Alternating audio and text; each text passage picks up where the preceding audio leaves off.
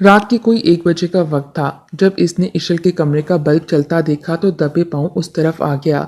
دروازہ نوک کیا تو دروازہ خود ہی کھل گیا۔ وہ کمرے میں آیا۔ اشل اب اسکول کی دہلیز عبور کر کے کالج میں جانے والی تھی، لیکن اب تک بے ترتیبی اور لاپرواہی اس کی طبیعت میں موجود تھی۔ وہ بچوں کی طرح آڑی ٹیڑھی سو رہی تھی۔ اس نے مسکراتے ہوئے بلب آف کیا اور پھر اپنے بیڈ روم میں چلا گیا۔ معمول کی طرح نیند کی گولی کھا کے بیڈ کے ساتھ ٹیک لگا لی۔ سارے دن کے واقعات آہستہ آہستہ اس کے ذہن کی اسکرین پر چلنے لگے۔ اس نے سر جھٹکا اور سائڈ ٹیبل سے رسالہ اٹھا کر پڑھنے لگا۔ اچانک ایک شعر پڑھتے ہوئے اس کی چلتی سانسیں تھم سی گئیں۔ وہی جو درمیاں آباد تھی، خواب اور حقیقت کے، وہ دنیا ہو گئی زیر و زبر۔ آہستہ آہستہ اس کی آنکھیں نم ہو کر ماضی کی کھڑکی کھول چکی تھیں۔ مشل میرے تایا کی بیٹی تھی۔ تائی کی گود خدا نے بڑی دیر بعد بھری تھی۔ اپنی عمر کے 4 سال میں نے اپنی ماں کے کم تائی کی گود میں زیادہ گزارے تھے۔ تائی سے محبت فطری بات تھی اور تایا کا میں لاڈلا تھا، مگر میرے باپ سے تو انہیں خدا واسطے کا بیر تھا۔ ابا میرے کسی نہ کسی بہانے تایا کو بھلی بری سناتے رہتے تھے، پر ہماری مائیں ان کے برعکس تھیں، اسی لیے میرے باپ کے سینے میں بھائی کے لیے نفرت کی آگ ماں کی ان لوگوں سے محبت کی وجہ سے ہی ٹھنڈی رہتی تھی۔ بے شک مشل کی پیدائش نے تایا تائی کی ویران زندگی میں جان ڈال دی۔ ان کی مجھ سے محبت کم نہ ہوئی، لیکن محبت میں بٹوارا تو ہو چکا تھا۔ میں نے اسکول شروع کر دیا تو زیادہ احساس نہ ہوا۔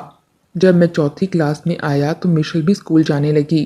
ہم دونوں ہاتھوں میں ہاتھ ڈالے آگے بڑھتے چلے گئے۔ معلوم نہیں کب محبت کا پودا پروان چڑھ گیا۔ میں کالج پہنچ گیا، پھر یونیورسٹی، جبکہ مشل نے صرف انٹر کیا اور گھر بیٹھ گئی۔ میرے بغیر وہ اپنے اندر ہمت نہ پیدا کر سکی۔ اس عرصے میں میرا اکلوتا پن برقرار رہا، جبکہ تائی کے ہاں مشل کے 10 سال بعد اشل بھی دنیا میں آ گئی تھی۔ اب مشل کی مصروفیت میں اضافہ ہو گیا تھا۔ تائی اور امی کے ساتھ مل کر ہر وقت کچھ نہ کچھ کرتی رہتی تھی۔ تایا کے گھر میں 2 بیٹیاں تھیں، جبکہ میں اپنی اماں ابا کا ایک اکلوتا بیٹا تھا، جس کی وجہ سے میرے باپ کا سینہ ہر وقت تکبر کی وجہ سے پھولا رہتا تھا۔ میرے ابا جی نے ایک بہت بڑے گھرانے میں میرا رشتہ میری مرضی پوچھے بغیر طے کر دیا۔ جب انہوں نے مجھے اطلاع دی تو میرا خون کھول گیا۔ زندگی میں پہلی بار میں نے زبان کھول دی۔ ابا جی، یہ میری زندگی کا فیصلہ ہے، آپ نے میری مرضی معلوم کرنے کی بھی ضرورت محسوس نہیں کی۔ یہ زیادتی ہے۔ او پتر، تو ایویں نہ بول، غور سے سن میری بات۔ یہ دنیا صرف پیسے کو سلام کرتی ہے۔ میں نے جہاں تیری بات پکی کی ہے وہ کروڑ پتی لوگ ہیں۔ تیری زندگی بن جائے گی، موج کرے گا تو پوری زندگی۔ وہ بڑے آرام سے کہہ رہے تھے۔ نہیں ابا، میں نے زندگی لالچ کی سیڑھی چڑھ کر شروع نہیں کرنی۔ آپ اگر مجھے خوش دیکھنا چاہتے ہیں تو فوراً جو بات آپ نے طے کی ہے اسے ختم کر دیں۔ کیا میں نے تجھے اس دن کے لیے تعلیم دلوائی تھی کہ تو میرا مان میری پگ زمین پر روندے؟ تجھے باپ کی کوئی پرواہ نہیں ہے۔ باپ کی پرواہ ہے، اسی لیے تو کہہ رہا ہوں۔ یہ نہ ہو کہ کل قاضی کے سامنے میں نہ کر دوں تو جو تماشا اس وقت بنے گا، بہتر ہے 4 دیواری کے اندر ہی معاملہ رفع دفع ہو جائے۔ مجھے شدید غصہ آ رہا تھا کہ میرے باپ نے گھر کے اندر اپنے بھائی کی اولاد کی طرف کیوں نہیں دیکھا، کیوں اتنی اونچی اڑان اڑنا چاہی تھی، جبکہ اللہ کا دیا سب کچھ ہمارے پاس تھا۔ میرے باپ کے پاس کچھ کمی نہیں تھی، کمی تھی تو اپنے بھائی کے لیے محبت کی، اور یہ نفرت ہی تو تھی جس نے اپنے بھائی کی طرف بیٹے کے لیے نظر کرم نہ کیا تھا۔ اس کی بیٹی نظر نہ آئی تھی اور اسی سوچ نے میرے باپ کے آگے بات کرنے پر مجھے اکسایا تھا۔ اچھا تو پھر بتا، تیری کہاں مرضی ہے؟ آپ کو گھر کے اندر کوئی نہیں دکھائی دیتا؟ کیا باہر جا کر بہو ڈھونڈنے کی ضرورت ہے آپ کو؟ جانے کس طرح دل کی بات زبان پر آ گئی تھی۔ اچھا تو یہ بات ہے، ٹھیک ہے پھر جیسے تیری مرضی۔ وہ جس انداز میں کہہ کر گئے تھے، میں واقعی ان کا لہجہ سمجھ نہیں پایا تھا۔ میری مشل سے نسبت طے پا گئی تھی۔ ہم دونوں چپکے چپکے خواب بننے لگے تھے۔ خوابوں کی عمر ہی کتنی ہوتی ہے، آنکھ کھلی اور ختم۔ مشل اکثر میرے مستقبل کے منصوبے سن کر کہتی تھی، پاگل، پگلی خواب دیکھتے ہیں تو تعبیر ملتی ہے نا، ہمارے خواب انشاءاللہ تعبیر پائیں گے۔ پتہ نہیں سیف، مجھے مستقبل کا سوچ سوچ کر کیوں ڈر لگتا ہے۔ چاچا کی تو ابا سے کبھی نہیں بنی، پھر میرا رشتہ کس طرح تیرے ساتھ طے کر دیا۔ پگلی، تم کیوں سوچ سوچ کر اپنی جان ہلکان کرتی ہو؟ ہمارا مستقبل روشن ہی ہے۔ سیف بھائی، آپا ابھی تک نہیں آئیں۔ باہر وہ سٹاپ والے سٹور سے دھاگے کی نلکیاں لینے گئی تھیں۔ دفتر سے آ کر شرٹ کے بٹن کھولتے میرے ہاتھ وہیں رک گئے۔ جب میری 7 سالہ تایا کی بیٹی ایشل نے مجھے یہ خبر سنائی، تائی اماں آپ نے مجھے فون کیوں نہیں کیا؟ کتنی دیر ہو گئی ہے؟ سیف بیٹا 2 گھنٹے ہو گئے ہیں۔ میں سمجھی پڑوس میں اپنی دوست کے گھر گئی ہوگی، لیکن جب ایشل کو بھیج کر پتہ کرایا تو وہ وہاں نہیں تھی۔ میں تو پورا محلہ چھانا ہی ہوں، میں کیا کروں؟ میری بچی کو کون لے گیا؟ کہاں چلی گئی میری بچی؟ تائی تو دھاڑے مار مار کر رونے لگیں۔ میں نے ہر ممکن کوشش کی، ہر جگہ تلاش کیا، لیکن مشل کہیں نہیں ملی۔ پولیس نے بھی ہر جگہ ڈھونڈا تھا، مگر مشل کو تو گویا زمین کھا گئی تھی۔ وہ اغوا ہو گئی تھی اور پھر وہ کبھی نہیں ملی۔ میری زندگی میں تو ایسا خلا پیدا ہو گیا جو شاید کبھی نہ بھر سکتا تھا۔ تایا ابو کو جب مشل کے متعلق پتا چلا کہ وہ اغوا ہو چکی ہے تو مشل کی جدائی کا صدمہ سہ نہ پائے۔ ہارٹ اٹیک نے انہیں بہت دور پہنچا دیا۔ تائی اماں کی آنکھ کے آنسو ان کی روشنی بھی اپنے ساتھ بہا لے گئے۔ ایشل کو میں نے سنبھالا۔ میری ماں بھی مشل سے بہت محبت کرتی تھی۔ 3 ماہ گزر چکے تھے۔ مجھے میری امی نے کمرے میں بلایا اور کہنے لگیں، سیف بیٹا، میری جان جانتا ہے یہ زیور میں نے صرف مشل کے لیے بنوائے تھے۔ اس زیور میں اس کا لمس ہے، تو یہ سنبھال لے۔ میں اب یہ بوجھ نہیں سنبھال سکتی۔ خدا کرے میری بچی جہاں ہو اچھی ہو، مگر میرے بچے مجھے نہیں لگتا میں تیری دلہن کی شکل دیکھ پاؤں گی۔ لے سنبھال میری مشل، میری بہو کی امانت۔ میرے گلے لگ کر اماں بہت روئیں اور صبح ان کی زندگی کی ساری روشنیاں گل ہو گئیں۔ اماں جی کے دسویں کے بعد میں ابا کے پاس آیا۔ ابا جی، کیا آپ کو دکھ نہیں ہوا؟ دن دہاڑے آپ کی ہونے والی بہو اغوا ہو گئی، آپ کا بھائی، آپ کی بیوی آپ کو چھوڑ کر چلے گئے، آپ کی بھابھی بیٹی کی جدائی میں رو رو کر اندھی ہو گئی۔ آپ نے کسی سے بھی ان کے دکھ میں 2 لفظ ہمدردی کے نہیں کہے۔ آخر کس مٹی کے بنے ہیں آپ؟ وہ آرام سے پلیٹ بھر کر کاجو کھاتے رہے۔ ابا، میں آپ سے کچھ کہہ رہا ہوں۔ او پتر، لے کاجو کھا۔ جو جہاں گیا اس کی جگہ وہاں تھی، کھا پی اور جی۔ میں ان کی بات سن کر پاگل سا ہو گیا۔ جانے میرے سر میں کیا سمائی، ہاتھوں میں میں قرآن مجید اٹھا لایا۔ ابا جی، مجھے شک ہے آپ پر۔ مشل کے اغوا میں کہیں نہ کہیں آپ کا ہاتھ ضرور ہے۔ میرا دل کہتا ہے آپ ہار ماننے والوں میں سے نہیں ہیں۔ ابا جی، قرآن پر ہاتھ رکھیں اور میرے دل سے شک کا بیج نکال دیں۔ اوے بات سن، میں تیرا باپ ہوں، کوئی ایرا غیرا نہیں۔ رہی بات قرآن کی، تو میں قرآن پر ہاتھ کیوں رکھوں؟ اچھی ضد ہے۔ وہ آنکھیں لال کیے مجھے گھورنے لگے۔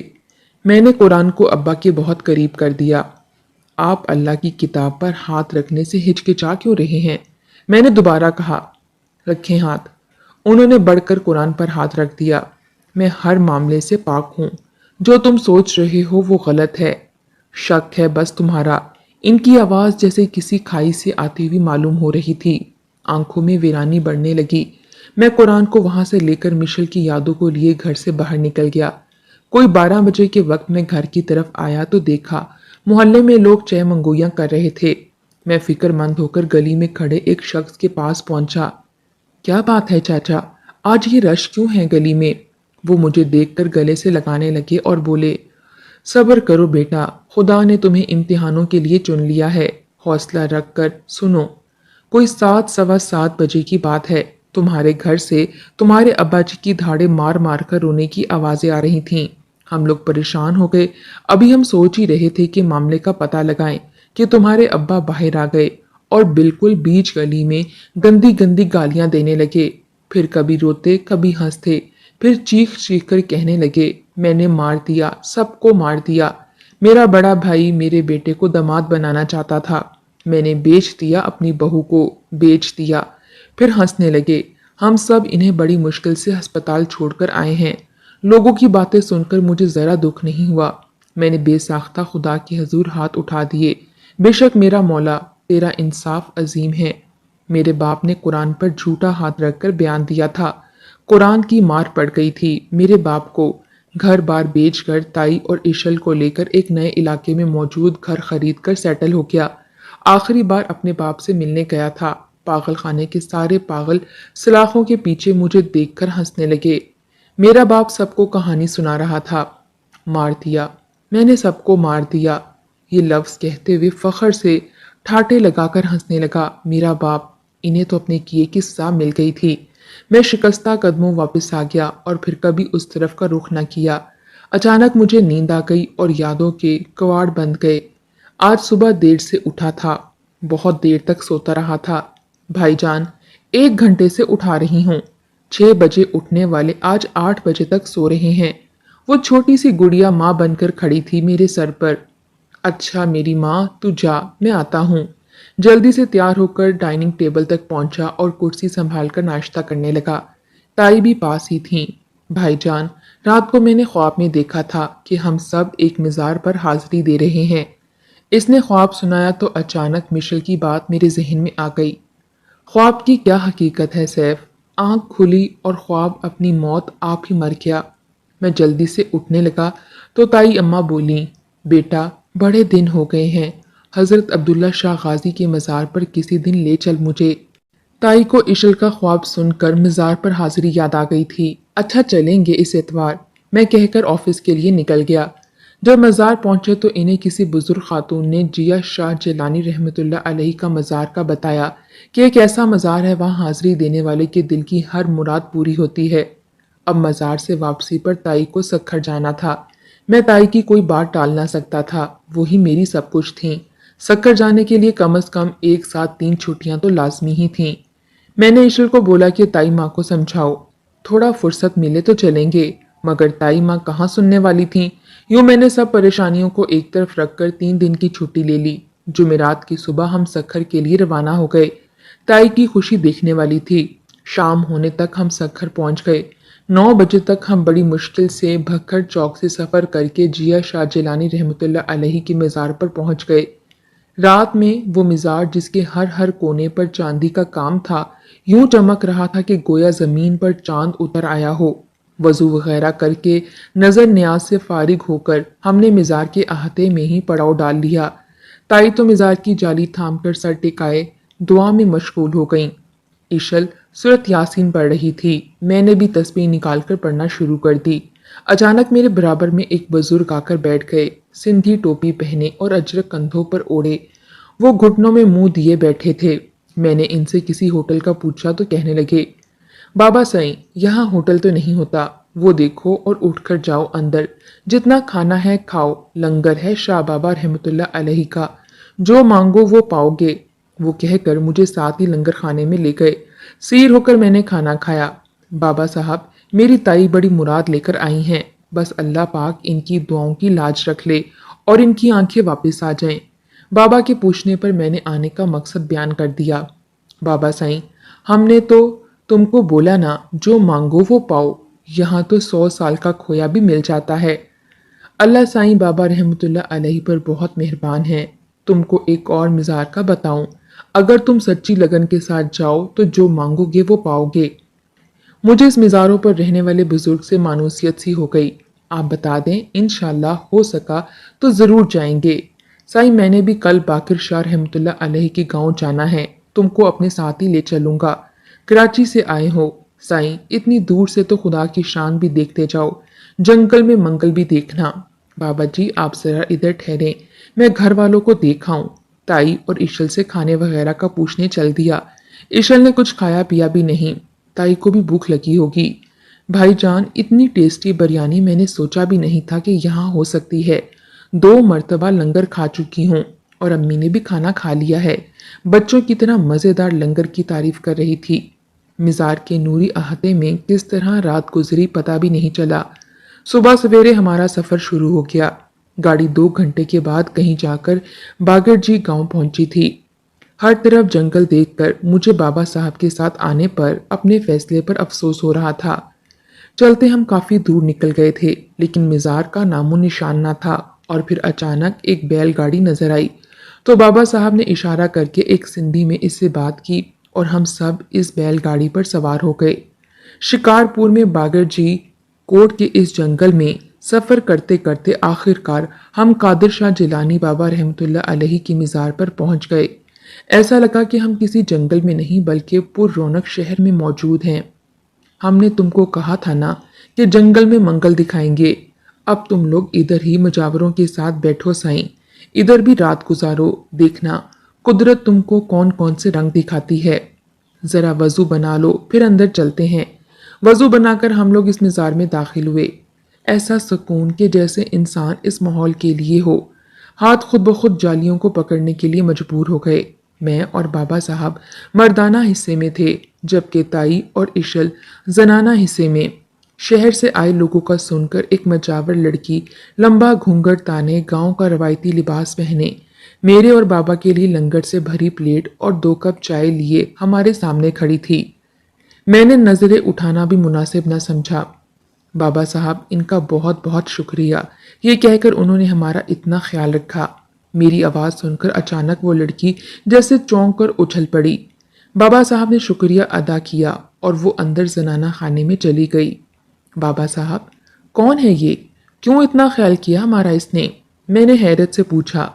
سائیں، یہ دکھیاڑی بڑی نیک، پرہیزگار اور پردہ دار ہے۔ دن کے وقت تو ادھر نظر بھی نہیں آتی، اپنی کھولی میں پڑی عبادت کرتی رہتی ہے، رات کو مزار کی جالی تھامے بیٹھی رہتی ہے۔ جب شہر سے کسی کے آنے کا سنتی ہے تو خاص طور پر اپنے ہاتھ سے چائے بنا کر لاتی ہے، لنگر لاتی ہے۔ کوئی نہیں جانتا یہ کون ہے، کہاں سے آئی ہے، کوئی 10 سال سے ادھر پڑی ہے۔ بابا صاحب کہہ کر خاموش ہو گئے تھے، لیکن میرے اندر ایک امید نے سر اٹھانا شروع کیا۔ لیکن میں نے جھٹک دیا اپنا خیال، بھلا اس جنگل ویرانے میں ایسا کیسے ہو سکتا ہے؟ رات کا جانے کون سا پہر تھا، مجھے ایسے لگا کہ شاید کوئی مجھے دیکھ رہا ہے۔ یا میرے مالک، یہ قادر شاہ بابا رحمۃ اللہ علیہ کی مزار پر مجھے کسی بچھڑے کی خوشبو کیوں آ رہی ہے؟ وہی لڑکی جو لنگر اور چائے لائی تھی، وہ بالکل کونے میں کھڑی شاید میری ہی منتظر تھی۔ کوئی اندیکھی طاقت مجھے اس طرف جانے پر مجبور کر رہی تھی۔ میں اٹھا اور اس کی سمت چلنے لگا۔ کون ہو تم؟ میں نے اسے سوال کیا۔ میں نے کہا تھا نا کہ خواب کی کوئی حقیقت نہیں ہوتی، آنکھ کھلنے پر اپنی موت آپ ہی مر جاتا ہے۔ مشل، میں نے اسے بڑھ کر اپنے گلے سے لگا لیا۔ تم یہاں کیسے؟ سیف، میں تو مر ہی گئی تھی، ایک امید کی روشن کرن تھی جو خدا نے میرے من میں روشن کی ہوئی تھی۔ میرے خدا نے میری سن لی ہے سیف، وہ یکدم میرے ہاتھوں میں ہی بے ہوش ہو گئی۔ میں اسے اٹھا کر مزار کے احاطے میں لے آیا۔ یا قادر شاہ بابا رحمۃ اللہ علیہ، آپ کی شان واقعی نرالی ہے، خدا نے آپ کی بزرگی کے صدقے بچھڑے ملا دیے ہیں۔ بابا واقعی بڑا غفور الرحیم ہے، وہ اللہ جس نے آج ہمیں اس در پر سبب بنا کر بھیجا، ہم اپنی امانت لے جائیں۔ میں خدا کے آگے سجدہ ریز ہو گیا اور میشل پر پانی کے چھینٹے مارنے لگا تو وہ ہوش میں آ گئی۔ تم کہاں چلی گئی تھی؟ میری زندگی کو تلاش کے حوالے کر کے۔ سیف، میں نے اس دن گھر سے قدم نکالا تو نہیں جانتی تھی کہ کبھی اس دروازے پہ لوٹ نہ پاؤں گی۔ 5 آدمی جانے کب سے دھاک لگائے بیٹھے تھے، مجھے تو چیخ تک مارنے کی مہلت نہ ملی تھی۔ پھر ایک کالے شیشوں والی گاڑی میں پورے 3-4 گھنٹے تک سفر ہوا تھا۔ جب میں ہوش میں آئی تو ایک سرکنڈوں کی کٹیا تھی۔ میں نے چیخ ماری تو 2 آدمی اندر آئے۔ سائیں ہوش میں آ گئی ہے چھوری، رات نشیلی بنانے کے لیے، وہ یہ کہہ کر باہر نکلے تو 3 آدمی اور آ گئے۔ میں چیختی رہی، چلاتی رہی، لیکن ان کی آنکھوں میں شیطان ناچ رہا تھا۔ ان چاروں میں سے ایک آدمی میرے پاس نہ آیا تھا، وہ یہ سب کچھ ہوتا دیکھ رہا تھا۔ میں نیم برہنہ ہو گئی تھی، میری عزت کا جنازہ نکلنے ہی والا تھا کہ میں دوڑ کر چلاتی ہوئی اس الگ کھڑے شخص کے قدموں کو پکڑ کر چلانے لگی۔ میرے بھائی، مجھے بچا لو، بھیا میرا قصور تو بتاؤ، تمہارے پاؤں پڑتی ہوں، خدا کے واسطے، اس کے رسول کے صدقے، میرے پاس میری عزت کے علاوہ کوئی دولت نہیں، میری جان بچا لو، میری عزت بچا لو۔ وہ وقت کی نہ جانے کون سی نیک گھڑی تھی کہ اسے مجھ پر ترس آ گیا۔ چھوڑ دے لال محمد اسے، وہ گرجا۔ کیوں ابا، تیری بہن ہے یہ کیا؟ وہ خباثت سے ہنسا۔ اس نے اپنی اجرک میرے جسم سے لپیٹ دی۔ ابا، اس کے اپنوں نے اسے لٹنے کے لیے ہمارے ساتھ راضی خوشی بھیجا ہے، اپنے قول کا پکا تھا، ان سب سے بچا کر مجھے اپنے ساتھ شکارپور لے آیا۔ میں نے گھر جانے کا کہا تو اس نے منع کر دیا اور کہا کہ تیرے اپنے ہی تیرے دشمن ہو گئے ہیں۔ میرا تو دل پھٹ گیا تھا اس وقت جب میرا ذہن سوچ سوچ کر چاچا جی کی طرف انگلی اٹھاتا تھا۔ وہ میرا منہ بھولا بھائی بن گیا۔ 4 دن میں اس کے گھر میں رہی، پھر میں نے اسے کہا کہ مجھے کسی ایسی جگہ پہنچا دو جہاں ساری زندگی سکون سے گزر جائے۔ 10 سال سے اس مزار میں پڑی ہوں، یہاں کے کچے ہجرے میں رہتی ہوں۔ ایک انتظار تھا کہ شاید اس جنگل میں کوئی میرا اپنا بھولے سے آ جائے۔ خدا سے مانگی ساری دعائیں آج پوری ہو گئیں۔ مجھے میرے اپنے مل گئے۔ میں نے اسے بتایا کہ تمہارے صدمے سے تمہارے ابا اور میری امی تو انتقال کر چکے ہیں۔ مجھے کہنے لگی کہ تم نے چاچا جی کے بارے میں نہیں بتایا۔ ابا جی کو خدا نے اپنے کیے کی سزا دی تھی۔ وہ اماں جی کے انتقال کے بعد پاگل ہو گئے تھے اور 3-4 ماہ پہلے ہی ایسے ہی دیوانی حالت میں ان کا انتقال ہو گیا۔ 10 سال پاگل پن میں گزارے انہوں نے۔ تم مجھ سے وعدہ کرو مشل کہ تم میرے ابا جی کا نام اپنے اغوا کے معاملے میں سینے میں قبر کھود کر آج اور ابھی دفن کر دو گی۔ میں نے علاقہ چھوڑ دیا تھا کہ اشل اور تائی کے کانوں میں ابا جی کا زندگی کا یہ بھیانک کارنامہ نہ پڑے۔ یہ قبر تو 10 سال پہلے ہی کی بنی ہوئی ہے۔ تم بھروسہ رکھو مجھ پر۔ کیا تم نے تائی سے ملاقات نہیں کی؟ اشل بھی تو اندر ہے۔ میں نے انہیں پہچان لیا تھا مگر انجان بنی رہی۔ یہی ڈر تھا کہ کہیں خون نے خون کو پہچاننے سے انکار کر دیا تو کیا ہوگا۔ تو پھر مجھ سے کیوں بات کی؟ کیونکہ تم پر خود سے زیادہ بھروسہ تھا، اور ہے بھی۔ کیا تم نے شادی کر لی ہے سیف؟ ہاں، تم میری دلہن سے مل کر بہت خوش ہوگی، لیکن تائی کے سامنے میری دلہن کا ذکر نہ کرنا۔